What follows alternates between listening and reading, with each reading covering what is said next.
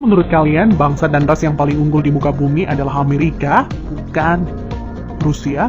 Bukan juga. Jerman? Inggris? Prancis? Juga bukan. Cina? Apalagi? Bukan, guys. Menurut ahli DNA dari Oxford University, Stephen Oppenheimer, pada acara bedah bukunya berjudul Eden in the East, Surga di Timur, bahwa induk peradaban manusia modern bukan berasal dari Mesir, bukan dari Mediterania, dan tidak juga dari Mesopotamia, bukan pula dari Barat apalagi Cina, tetapi peradaban manusia modern justru dari Indonesia. Iya guys, bangsa ini merupakan pewaris tunggal kejayaan bangsa-bangsa besar di masa lalu. Dan agaknya, Profesor Arisio Santos dari Brasil pun selaras dengan teori Oppenheimer. Dalam buku Atlantis The Lost Continent Finally Found, ia menyatakan bahwa titik Atlantis itu ada di Sundaland. Jadi guys, kita tidak pantas bersikap kerdil dengan memelihara sindrom inferior akut alias rasa minder terhadap bangsa luar. Kenapa? Karena nenek moyang kita dulu adalah bangsa yang unggul. Nenek moyang bangsa-bangsa. Jelas ya guys? Lantas, kenapa ada sejarawan menyebut bahwa nenek moyang kita itu tidak beradab, bodoh, penyembah berhala? Itu faktor penjajahan atau kolonisasi guys, yakni pembodohan, pengaburan, dan pembengkokan sejarah oleh kaum penjajah. Menurut Juri Lina dalam buku Architect of Deception, Secret of Freemasonry, ada 3 cara melemahkan dan menjajah suatu negeri. Pertama, kaburkan sejarahnya. Kedua, hancurkan bukti-bukti sejarah bangsa itu hingga tidak bisa lagi diteliti dan dibuktikan kebenarannya. 3, putuskan hubungan mereka dengan para leluhur dengan mengatakan bahwa leluhur itu bodoh dan primitif. Guys, sejarah Nusantara ini dibikin oleh kaum penjajah seolah-olah hanya dimulai dari era kemerdekaan atau paling jauh di era Raja-Raja Nusantara dulu versi penjajah. Tahu nggak sih guys, ribuan tahun lalu Nusantara terbagi dalam 3 era loh. Era pertama disebut era Wangsa Keling. Wangsa artinya bangsa, sedang Keling artinya kuat. Jadi, Wangsa Keling maksudnya adalah bangsa yang kuat. Konon di era ini, leluhur kita berekspansi hingga Kamboja, Vietnam atau Indochina, Thailand, Burma, Sri Lanka, India, sampai ke Madagaskar. Raja yang terkenal bernama Shailendra. Tulisan yang dipakai adalah huruf Talawa, di mana modelnya menyerupai huruf Mesir kuno dan Israel. Pusat pemerintahan di sekitar Jogja sampai ke wilayah Dieng. Maka ketika Israel mengklaim masih keturunan Moria, maksudnya adalah Gunung Muria di Dieng guys. Dieng artinya penguasa, kemudian bergeser menjadi Dahnyang atau Dayang, artinya juga penguasa.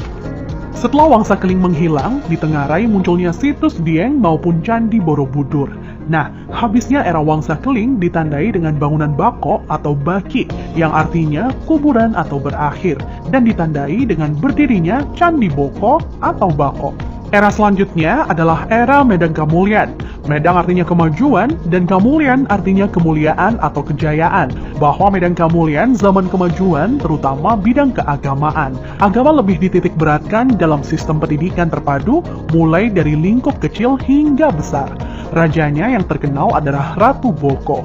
Di era itu merupakan cikal bakal munculnya huruf Sangsekerta yang dikenal oleh Aji Saka.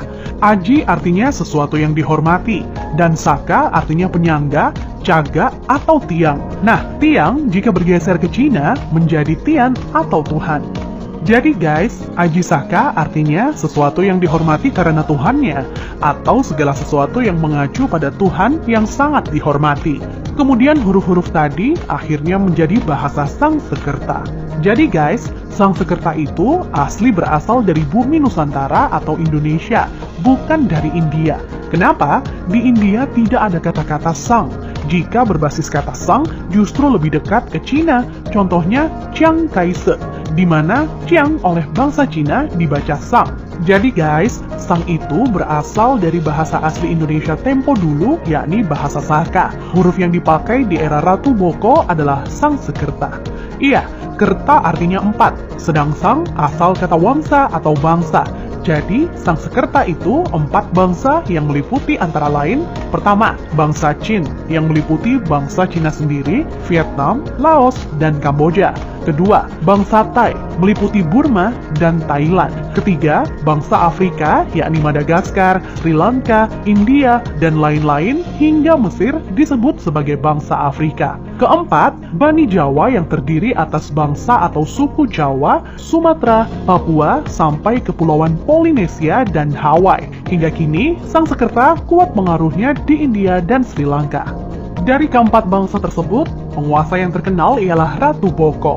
Jika keempat unsur bangsa itu digabungkan, maka timbul istilah Nuswantara atau Nusantara. Nusa artinya pulau, antara artinya jarak, maka makna Nusantara adalah bangsa yang hidup di pulau-pulau yang tersebar dari Kepulauan Polinesia di ujung timur hingga wilayah Madagaskar atau Afrika.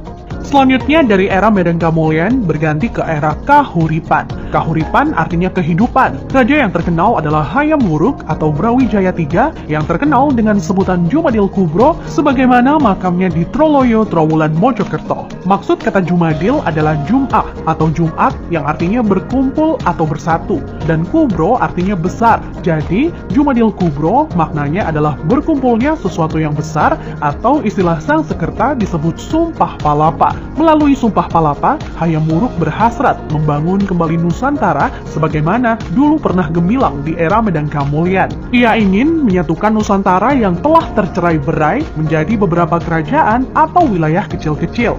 Dan patih yang melegenda adalah Gajah Mada. Nah, hal yang tidak tercatat atau dihilangkan oleh sejarah modern ialah guratan atau ukiran pada batu sumpah palapahnya Gajah Mada yang ternyata berlafazkan La ilaha illallah, tiada Tuhan kecuali Allah. Itulah guys, catatan yang hilang dari sejarah leluhur kita yang menurut Arisio Santos. Leluhur kita merupakan nenek moyang bangsa-bangsa.